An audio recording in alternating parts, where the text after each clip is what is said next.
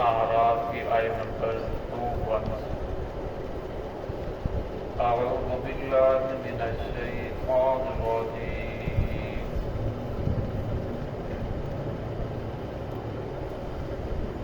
बिस्मिल्लाहिर रहमानिर रहीम।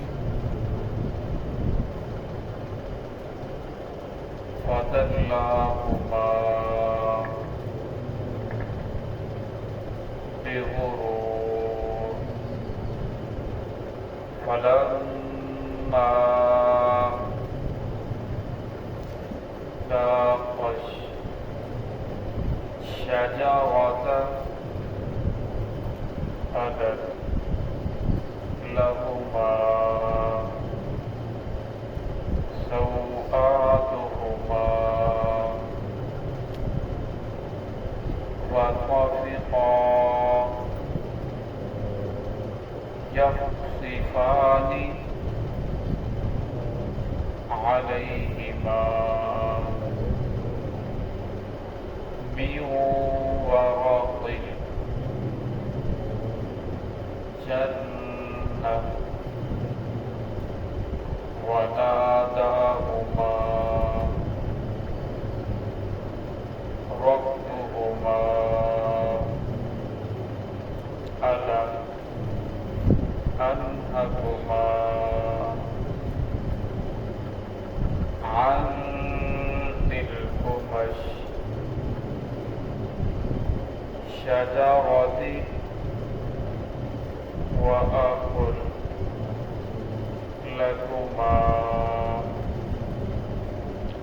इन्नश शैतान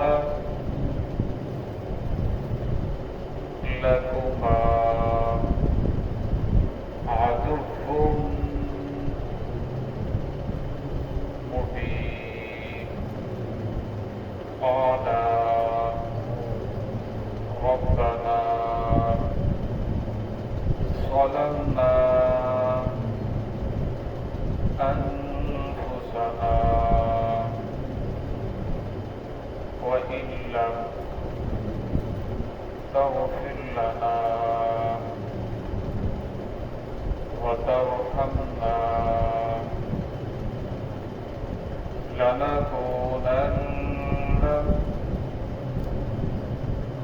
मिनल ख़ासिरीन। बिस्मिल्लाहिर्रहमानिर्रहीम।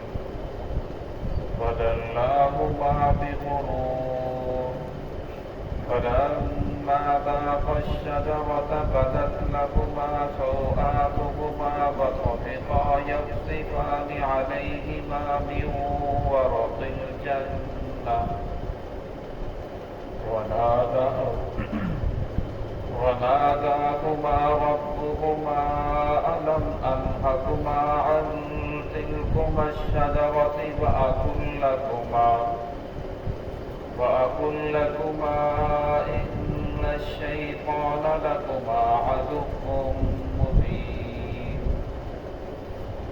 क़ाला रब्बना ज़लमना अनफुसना व इन लम तग़फिर लना व तरहमना लनकूनन्न मिनल ख़ासिरीन। फदल्लाहुमा बिग़ुरूर, बस वो धोखे के साथ उन दोनों को उतार लाया। फलम्मा ज़ाक़ा शजरता, बस जब चखा उन्होंने उस तरफ को, बदत लहुमा सौआतुहुमा, तो ज़ाहिर हो गई उन दोनों के लिए उनकी शर्मगाहें। वतफ़िक़ा यख़सिफ़ानि अलैहिमा मिन वरक़िल जन्नह, वो जोड़ने लगे अपने ऊपर जन्नत के पत्तों को। वनादाहुमा रब्बुहुमा, और उन्हें पुकारा उन दोनों के रब ने। अलम अनहकुमा अन तिलकुमा शजरा, क्या मैंने तुम दोनों को मना नहीं किया था इस दरख्त से। व अक़ुल लकुमा इन्न शैतान लकुमा अदुव्वुम मुबीन, क्या मैंने कहा नहीं था तुम दोनों को इन्न शैतान, बेशक शैतान, लकुमा अदुव्वुम मुबीन, तुम दोनों का खुला दुश्मन है। क़ाला रब्बना ज़लमना अनफुसना, तो उन्होंने फरमाया ऐ हमारे रब, ज़लमना, हमने अपने ऊपर जुल्म कर लिया है, अनफुसना, وَإِن لَّمْ تَغْفِرْ لَنَا، اگر تو نے ہمیں معاف نہ کیا، وَتَرْحَمْنَا، اور ہم پر رحم نہ کیا، لَنَكُونَنَّ مِنَ الْخَاسِرِينَ، تو ہم ہو جائیں گے خسارہ پانے والوں میں سے۔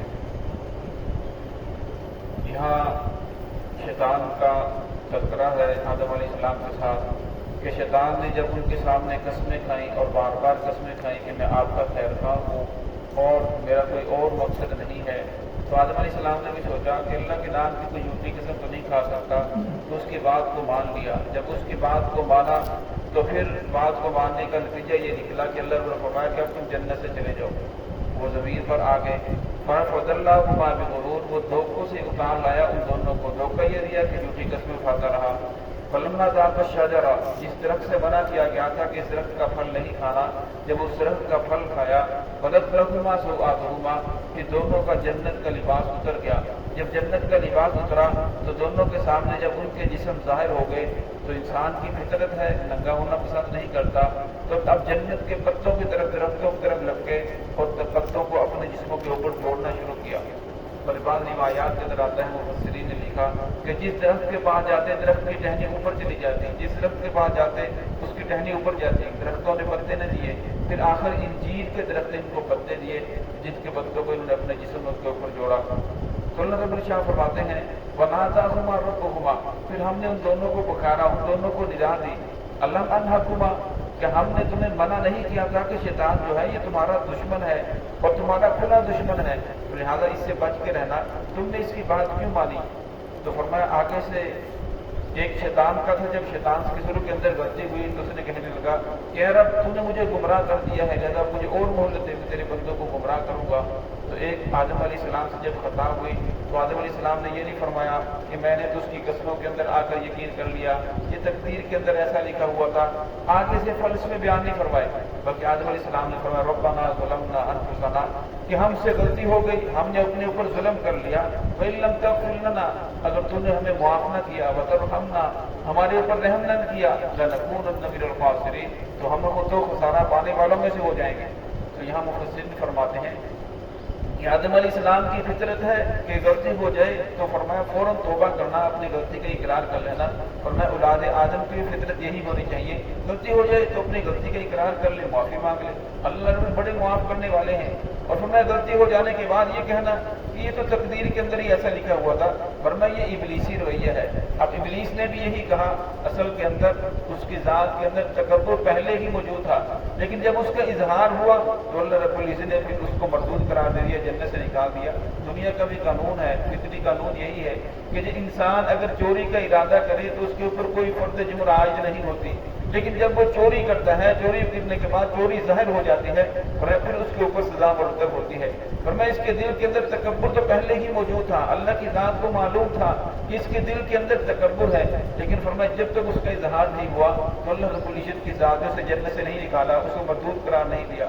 اور فرمایا جب اس کا اظہار ہو گیا، سب کے سامنے ظاہر ہو گیا، پھر اللہ رب العزت نے اسے جنت سے نکال دیا، فرمایا تو اس قابل نہیں ہے، تیرے دل کے اندر تکبر ہے۔ اس لیے فرمایا انسان کو یہی چاہیے، غلطی ہو جائے، غلطی ہو جانا یہ انسان کی فطرت ہے۔ آپ صلی اللہ علیہ وسلم کی حدیث ہے کل بنی آدم خطاؤون وخیر الخطائین التوابون، فرمایا ہر بنی آدم خطا کار ہے، ہر انسان سے غلطی ہونا یہ انسان کی فطرت ہے، لیکن فرمایا بہترین خطا کار وہ ہے کہ غلطی ہو جانے کے بعد توبہ کر لے، اللہ سے معافی مانگ لے، اللہ ضرور معاف کرنے والے ہیں، وہ تو بڑے غفور رحیم ہیں، وہ تو بڑے بخشنے والے ہیں۔ تو اس لیے فرمایا شیطان انسان کو یہ دلاسا دیتا ہے کوئی بات نہیں، توبہ کر لیں گے، ابھی تو بڑی زندگی بڑی ہے، ابھی تو آپ کی جوانی ہے، ابھی تو آپ کی 40 سال عمر ہے، ابھی تو 50 سال عمر ہے، ابھی میں بیمار ہوں گا، پھر میرے اوپر ایسے یہ فلاں فلاں فلاں، پھر جا کے میں فوت ہوں، کوئی بات نہیں، توبہ کر لیں گے۔ ورنہ اس طرح انسان آج کل کرتے کرتے دنیا سے چلا جاتا ہے۔ ورنہ انسان کو چاہیے کہ جب بھی غلطی ہو جائے، اولی ہو بیٹی ہو، جس صورت میں بھی ہو، فوراً اللہ رب کی ذات کے سامنے سر جھکائے، توبہ کرے، اللہ رب بڑے بخشنے والے ہیں، معاف کرنے والے ہیں۔ تو ہے کہ اللہ رب العزت ہم سب کو دین کی صحیح سمجھ عطا فرمائے۔